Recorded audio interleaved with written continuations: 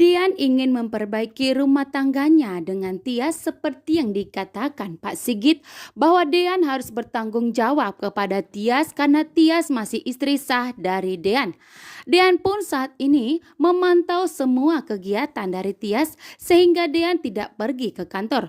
Justru saat ini Dian lebih fokus untuk kebahagiaan Tias sehingga dari kejauhan pun Dian harus memastikan bahwa Tias selalu bahagia. Dan saat ini sudah sadar bahwa dirinya lah yang telah memberikan peluang untuk Gino agar dapat mendekati Tias. Karena Dian tidak pernah memberikan nafkah sedikit pun kepada Tias sehingga saat ini Tias dan Ibu Yuni menjadi gelandangan. Dan Pak Sigit pun menganggap bahwa Dian telah menelantarkan Tias dan Ibu Yuni karena tidak pernah menafkainya. Saat ini Dian pun akan memastikan bahwa Tias akan bahagia dan akan baik-baik saja. Dian pun memantau Tias dari kejauhan, sedangkan Tias pun menyadari bahwa saat ini dirinya seperti ada yang memantau. Namun Tias pun tidak mengetahui bahwa ada Dian di sampingnya yang selalu siap untuk melindungi Tias dan tidak akan membiarkan Gino untuk mendekati Tias kembali.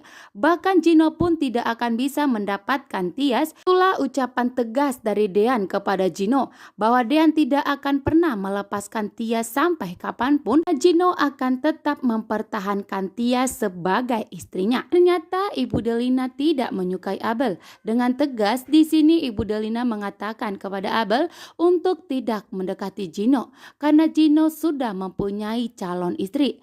Ibu Delina pun menyebut calon istrinya Gino saat ini yaitu Tias, sehingga membuat Abel pun sangat terkejut. Ternyata Gino benar-benar untuk mendapatkan Tias kembali. Sedangkan Ibu Delina tidak akan pernah menyetujui hubungan Abel dengan Gino karena saat ini Ibu Delina menganggap hanya Tiaslah yang pantas sebagai menantunya. Abel pun sangat kecewa di saat Ibu Delina menyebut nama Tias sebagai menantunya dan sebagai calon istri Gino karena Abel begitu sangat mencintai Gino. Saat ini pun jadi ikut sangat membenci Tias saat ini yang dianggap sebagai perebut laki yang sangat dicintainya. Sedangkan Gino tidak mempunyai perasaan sedikit pun pada Abel, namun Abel akan berjuang untuk mendapatkan Gino. Setelah selesai di taman, Tias begitu sangat bahagia dan melupakan semua kesedihannya. Tias pun pergi pulang naik angkot dan ternyata Dian pun mengikutinya. Dian akan memastikan bahwa Tias aman-aman saja. Ternyata Gino datang ingin mengantar Tias pulang, namun Tias sudah keburu naik angkot dan Gino pun melihat dan marah dan begitu kesal. Ternyata Dian mengikuti Tias dan sudah mengetahui Tias ada di mana. Gino pun begitu kesal dan murka.